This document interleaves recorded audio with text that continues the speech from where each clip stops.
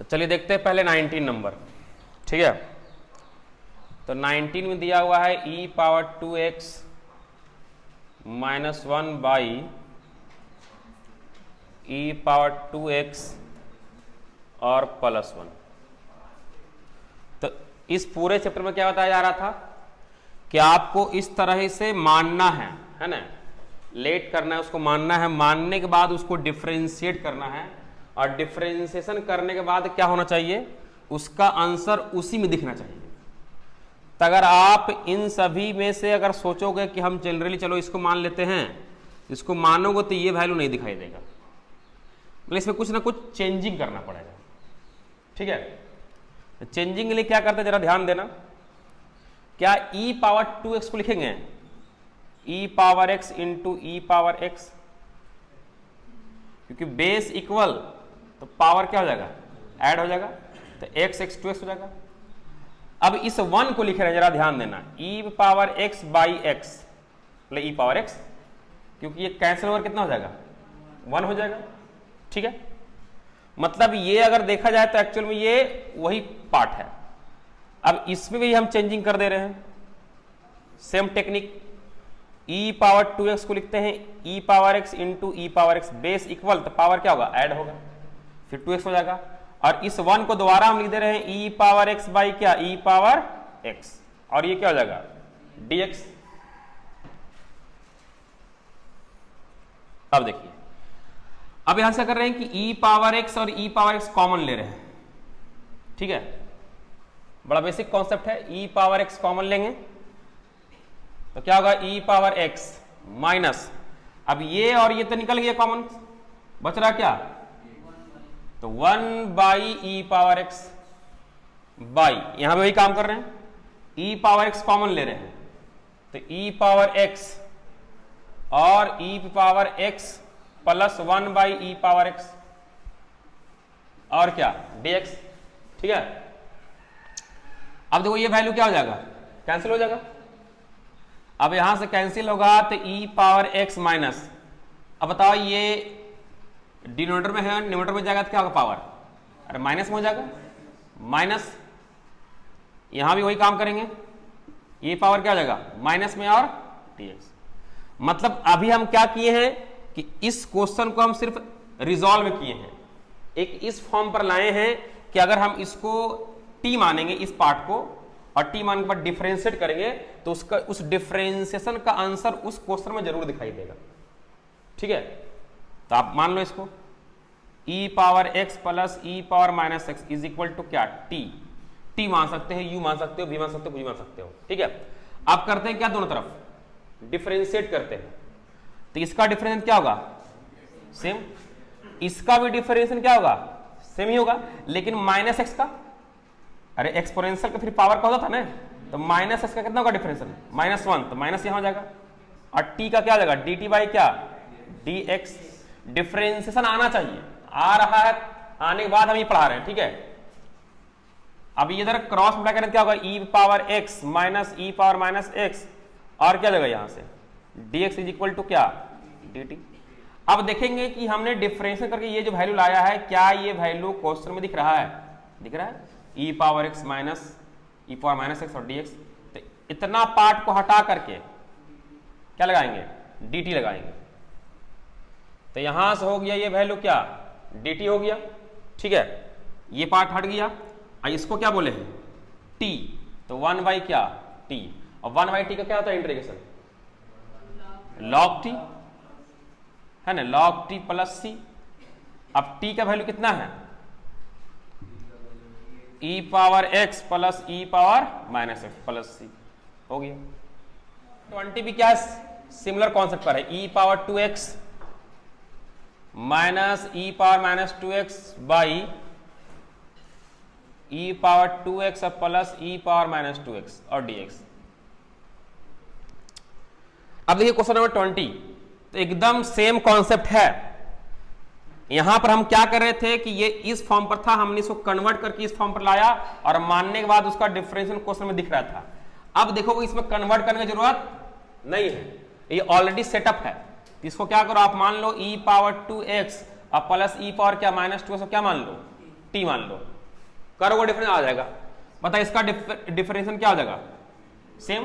और 2x का कितना होगा, 2 ले देते हैं, इसका क्या होगा, सेम हो जाएगा। और कितना आएगा, -2, बोलो नहीं, यहां से क्या होगा, dt/dx, ठीक है। अब क्या करते हैं, 2 कॉमन ले लेते हैं, तो e⁻2x minus e⁻−2x dt by क्या हो जाएगा, dx। अब इस 2 को डिवाइड में करते हैं और dx को इधर लाते हैं, ठीक है। तो e⁻2x माइनस e⁻−2x ये हो जाएगा क्या, dx, और ये 2 आएगा तो क्या होगा, 1/2 और dt, ठीक है। अब अगर आप देखेंगे पुट करेंगे तो ये वैल्यू है तो इतना पार्ट को हटाओ, लगाओ क्या, 1/2 dt, तो 1/2 और dt। तो ऐसा करते हैं कि 1/2 बाहर कर देते हैं डायरेक्ट, ठीक है। तो 1/2 बाहर, और बताओ इस पार्ट को क्या माने, t, तो 1 क्या, t 1/t हो गया, तो इसका 1/2 और इसका क्या होता है, log t, और t का वैल्यू कितना है, e⁻2x अब प्लस e पावर क्या, -2x प्लस c। 21 क्या दिया हुआ है, e⁻tan 1x बाई 1 + x², ठीक है। तो हम क्या बोले थे कि इस तरह से किस टर्म को माने, है ना, उसको जब डिफरेंशिएट करे तो उसका डिफरेंशिएशन का आंसर उसी क्वेश्चन में दिखाई दे। इसके लिए आपको डिफरेंशिएशन भी याद रखना पड़ेगा, बिना डिफरेंशिएशन का इंटीग्रेशन नहीं होगा, ठीक है। बाकी सिंपल बेसिक आप इंटीग्रेशन कर सकते हैं। अब इसे पता कैसे चलेगा कि किस टर्म को क्या माने कि उसका डिफरेंशिएशन ये हो जाए, तो ये ऑलरेडी आपको पहले से सोच लेना है ना, ऐसा नहीं कि रख करके एक्सपेरिमेंट करना है। तो उसके लिए आपका डिफरेंशिएशन अच्छा होना चाहिए, है ना। तो यहां से क्या करेंगे, tan इनवर्स को क्या मानेंगे, t मान लेंगे, क्या करेंगे इसका डिफरेंशिएशन, तो 1/1 + x², और यहां से हम कर देंगे dt बाई क्या, dx, तो 1/1 + x² क्रॉस में करेंगे क्या आएगा, dt dx is equal to dt, है ना। अब जरा देखो तो ये पार्ट दिख रहा है, अरे इसको हम ऐसे लिख सकते हैं, e⁻tan इनवर्स, और इसको लिखते हैं 1/1 + x² और dx। अब देखेंगे तो ये टर्म की जगह पर क्या आने वाला है, dt आने वाला है। तो यहां से e के पावर पर tan इनवर्स की जगह क्या रखेंगे, t, ठीक है, और ये टर्म किसके साथ गया, dt के साथ। बताओ तो इसका इंटीग्रेशन क्या होता है, सेम, कोई चेंजिंग नहीं। अब जहां जहां t है वहां क्या रख दो, tan inverse x plus c।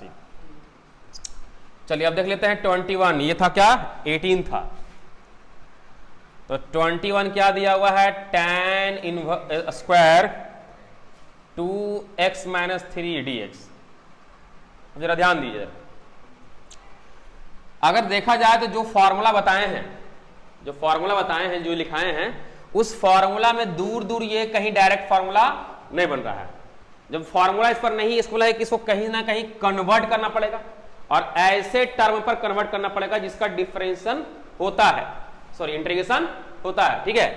तो अगर आप देखेंगे तो 10th क्लास में फॉर्मूला पढ़े होंगे, sec² theta minus tan² theta is equal to क्या, 1, रहेगा नहीं। तो यहां से हमको tan² का फॉर्मूला निकालना है, tan² थीटा का। तो क्या करते हैं, इसको इधर कर देते हैं, तो sec² थीटा -1, ये 1 इधर चलाएगा, और ये इधर आएगा क्या होगा, tan² थीटा। अब अगर आप देखेंगे तो हम सेट कर सकते हैं इस फॉर्मूला पर, tan² थीटा बोले तो यहां क्या है, 2x - 3, तो फॉर्मूला क्या बनेगा, sec² 2x - क्या 3 और -1 और dx। अब देखा जाए तो अगर आप जानते हैं इसका फॉर्मूला sec², क्योंकि हम बताए थे कि यहां पर जो इंटीग्रेशन करते हैं एक्चुअल में क्या करते हैं, डिफरेंशिएशन का आंसर का करते हैं क्या, इंटीग्रेशन। तो sec² किसका डिफरेंशिएशन है, tan का, इसमें इसका sec² का इंटीग्रेशन क्या होगा, tan x हो जाएगा, और लिखाए भी है, ठीक है। और यहां से थोड़ा डायरेक्ट कर देते हैं कि x का कोफिशिएंट कितना है 2, तो डिवाइड में क्या 2 आ जाएगा, और 1 का इंटीग्रेशन क्या आ जाएगा x प्लस c। आप चाहे तो आप 2x माइनस 3 को t मान लो, क्योंकि इसमें आपको यहां पर ये कॉन्सेप्ट एक्सप्लेन करना है कि x का कोफिशिएंट 2 डिवाइड में कैसे आ रहा है। तो क्या अभी हम जितना बता रहे क्या कर रहे थे, हम हर एक उसमें t मान रहे थे या कुछ और मान रहे थे, मानकर डिफरेंशिएट किया जा रहा था, मतलब उसको सिंगल फंक्शन बनाया जा रहा था। तो यहां पर वही काम कर सकते हैं, इस 2x माइनस 3 को t मान लो और वो t का फंक्शन बन जाएगा, और t के रेस्पेक्ट में क्या कर देंगे हम लोग इंटीग्रेशन कर देंगे। तो आंसर ये आने वाला है, कोई चेंजिंग नहीं होगा। ठीक है, चलिए ये हो गया 21। चलिए अगला क्या है 22।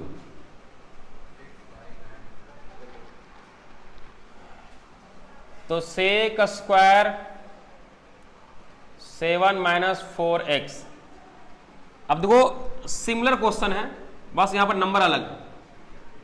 चाहो तो आप क्या कर सकते हो, यहां पर डायरेक्ट कर सकते हो कि सेक स्क्वायर का फॉर्मूला क्या होता है tan 7 माइनस क्या 4x, और x का कोफिशिएंट कितना है -4, -4 आ जाएगा डिवाइड में प्लस c। लेकिन थोड़ा अगर हम इसको एलोबरेट करें, एक्सप्लेन करें कि कैसे 4 आया -4 आया, तो क्या कर सकते हैं आप इसको मान लेना 7 minus 4x is equal to क्या मान लो t मान लो। 7 का डिफरेंशिएशन 0 हो जाएगा, -4x का -4 और t का dt बाई क्या हो जाएगा dx हो जाएगा। ठीक है, अब यहां से -4 इधर आ जाएगा, तो dx इज इक्वल टू -1/4 और dt इधर आएगा। तो ठीक है, अब सेट कर दो। सेक स्क्वायर 7 माइनस 4x को क्या माना गया है t, और dx के यहाँ पर क्या है -1/4, तो -1/4 इधर ना लिखकर इधर लिख देते हैं। ठीक है, -1/4 और dt।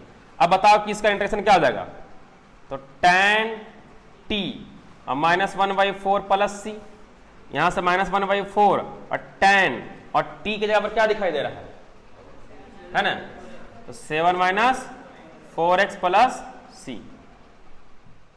नोट कर लीजिए।